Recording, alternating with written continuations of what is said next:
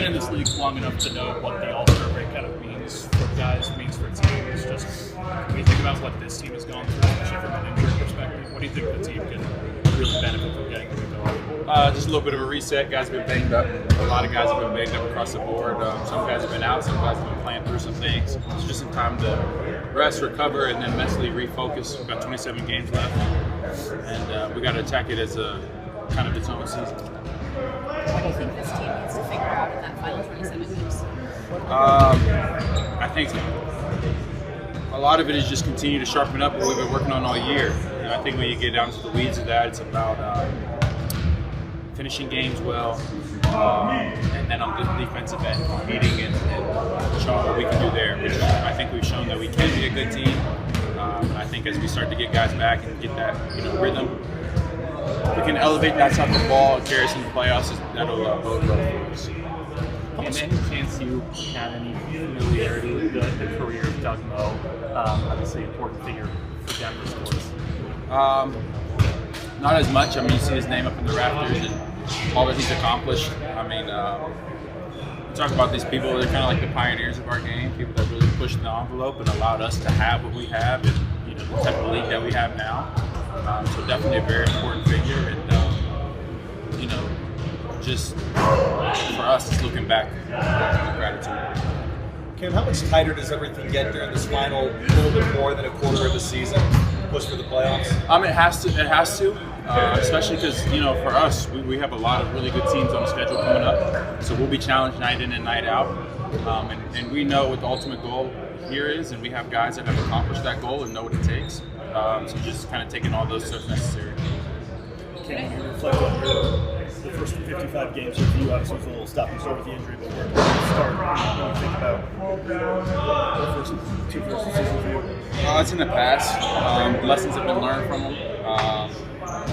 Learning how to play with this group and where to be effective, and really help the team, and then just continuing to stick with it and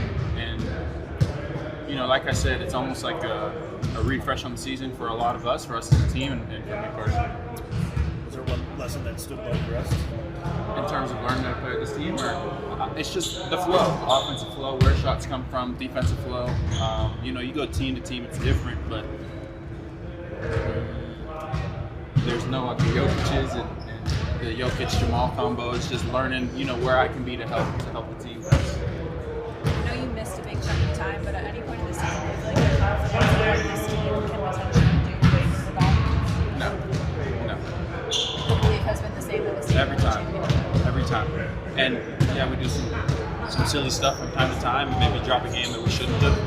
But we all understand how capable this team really is. There's already a winning DNA here.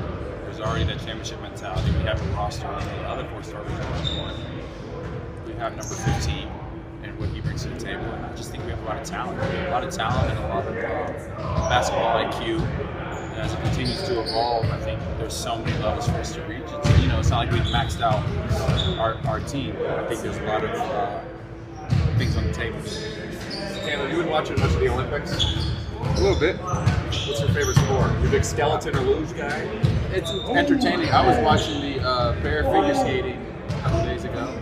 That stuff is impressive. If you had to pick a teammate to do pair figure skating with, who would it be? I'm not doing pair figure skating with any of my teammates. That's all I'm saying. I don't think they have that kind of ability. You guys have been missing a lot of guys that really excel on the defensive end. When a team is missing a lot of those kind of guys, how much pressure does it put on everybody else to just be really precise? Yeah, you're right. It does. It does put a lot of pressure.